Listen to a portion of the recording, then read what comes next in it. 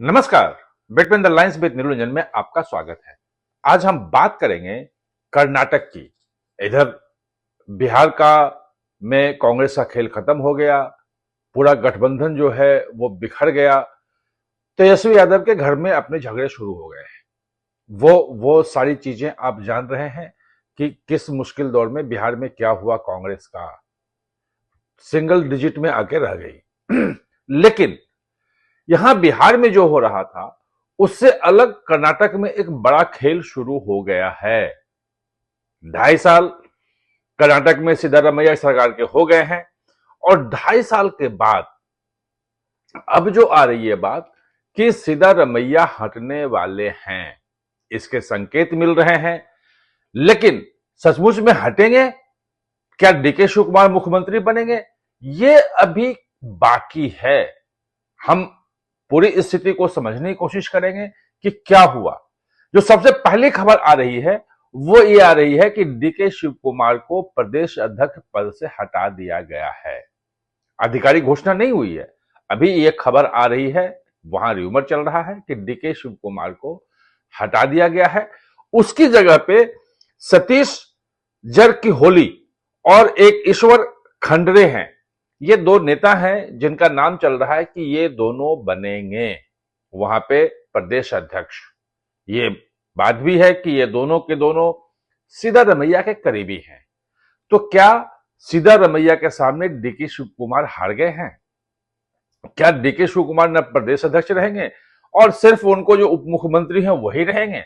क्या सिर्फ सिद्धारमैया मंत्रिमंडल में जो फेरबदल कर रहे हैं वो फेरबदल में क्या डीके शिव कुमार के सारे मंत्री हट जाएंगे, जैसा कि दावा किया जाता और सिद्धारमैया ने खुद कहा था बिहार में से जब लौटे थे प्रचार करके, तो उन्होंने कहा था कि 19 तारीख के बाद 19 नवंबर के बाद हम मंत्रिमंडल में विस्तार करेंगे।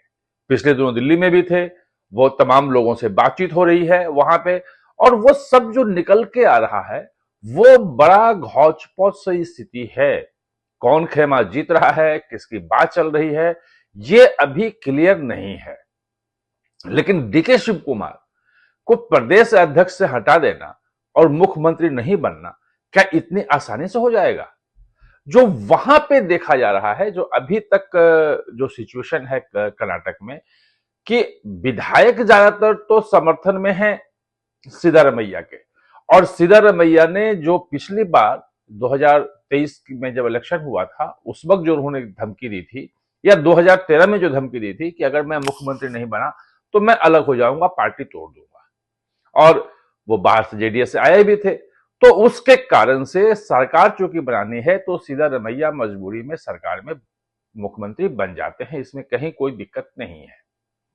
दिक्कत है डीके शिव कुमार की, कि डीके शिव कुमार जो है वो एक पावरफुल नेता है, रिसोर्सफुल नेता है। वो इलेक्शन जो लड़ा गया था पिछली बार, वो पूरे इलेक्शन में का मैनेजमेंट जो है वो डीके शिव कुमार ने किया था। जो तेलंगाना में जीत मिली है कांग्रेस को, सरकार वहां बनी है रेवंत रेड्डी की, वो पूरा का पूरा मैनेजमेंट, रिसोर्स मैनेजमेंट, सब कुछ वो डीके शिव कुमार का था। और केरल में जो लौटना है, उम्मीद कर रही है कांग्रेस कि 5 महीने बाद, 6 महीने बाद जो इलेक्शन होने वाला है केरल में, उसमें भी कांग्रेस के आने की संभावना है, मान रही है। क्या होगा, अभी पंचायत इलेक्शन होना है दिसंबर में, उसमें किसकी कितनी कितनी सीटें आती है, किसका क्या प्रदर्शन रहता है, उसके आधार पे हम बता पाएंगे, क्योंकि वहां बीजेपी भी बड़े पैमाने पे लगी हुई है, एनडीए बना करके कर रही है, उसका एक अलग से हम चर्चा करेंगे। लेकिन यहां जो हो रहा है कर्नाटक में, कि डीके शिव कुमार ने साफ साफ कह दिया है कि अब हम, अगर मुझे मुख्यमंत्री नहीं बनाया गया तो मैं अब पीछे हट जाऊंगा।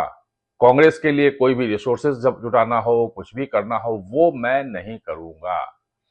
जो संकेत मिले थे जून में, जो आपको मैंने बताया था कि 10-11 जून को जो मीटिंग थी, जिसमें डीके शिव कुमार के दबाव के कारण जो पुराना सर्वे था वो वापस हो गया। जो कास्ट सर्वे जो करवाया था उन्होंने कि ओबीसी कितनी है, क्या है, क्या नहीं है, और डीके शिव कुमार और बोकालिगा और लिंगायत दोनों के जो कांग्रेस के जो नेता थे वो सब विरोध कर रहे थे, और कैबिनेट में क्या क्या हुआ आपको पता है।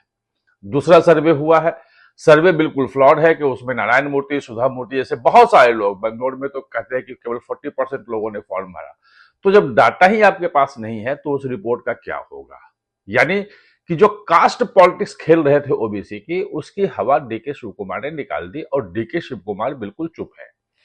उनकी चुप्पी जो है वो महत्वपूर्ण है, क्योंकि लोग ये कह रहे हैं, जो चर्चा चल रही है, और बीच में डीके शिव कुमार का एक और भी आया था कि कांग्रेस एक है, एक रहेगी, कहीं कोई बगावत नहीं है, पूरा पार्टी एकजुट है, पूरा सब एक साथ है।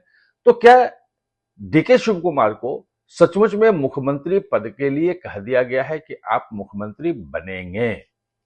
जो इस्तीफे की बात आ रही है, पद से हटाने की बात आ रही है, वो डीके शिव कुमार को मुख्यमंत्री चूंकि बनना है, तो ये हो सकता है कि सिद्धारमैया का कोई व्यक्ति जो है वो प्रदेश अध्यक्ष बन जाए। जो नाम जो सतीश जारकिहोली और ईश्वर खंडरे का आ रहा है, ये दोनों नाम भी उसी सिलसिले में है कि डीके शिव कुमार अगर मुख्यमंत्री बनते हैं तो प्रदेश अध्यक्ष जो है वो सिद्धारमैया का व्यक्ति हो जाए। यानी कि जो पूरा का पूरा जो सिचुएशन आप देख रहे हैं कर्नाटक में, वो अब सत्ता परिवर्तन के करीब आ गया है। लेकिन पॉलिटिक्स है, पॉलिटिक्स में किस मिनट क्या बदल जाएगा आप कुछ नहीं जानते।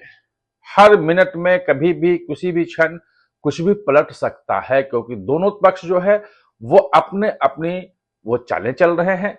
सिद्धारमैया जो है वो विधायक उनके साथ हैं, उनको पार्टी अगर तोड़ने की धमकी देते हैं तो तोड़ भी सकते हैं वो, लेकिन तोड़ने के बाद क्या अपने दम पे पार्टी बना के अब कुछ करके कर लेंगे? उनका जो अहिंदा वाला जो है, जिसमें माइनॉरिटी हैं, जिसमें ओबीसी हैं, जिसमें एससी एसटी है, ये जो पूरा का पूरा उनका पॉलिटिक्स का जो आधार है, ये मजबूत आधार है। लेकिन क्या सिद्धारमैया के साथ ये पूरा चला जाएगा? क्योंकि अभी तक हमने देखा है कि वहां कांग्रेस ही एकमात्र है जो जिसके नाम पे माइनॉरिटी भी एकजुट होता है, और जितने भी ओबीसी जो खासतौर पे बीजेपी विरोधी बोर्ड जो है वो एकजुट होता है। तो सिद्धारमैया के पास अपनी पार्टी बनाने का कोई ऑप्शन दिख नहीं रहा है, और डीके शिव कुमार बनते हैं तो पूर्व मुख्यमंत्री रहेंगे। कोई प्रदेश अध्यक्ष बनने वाली बात जो उनका है, पूरा संगठन वाली बात जो है, वो सिद्धारमैया में नहीं है, इसलिए पार्टी बनाने की बात नहीं है, वो उनके पास ऑप्शन ही नहीं है।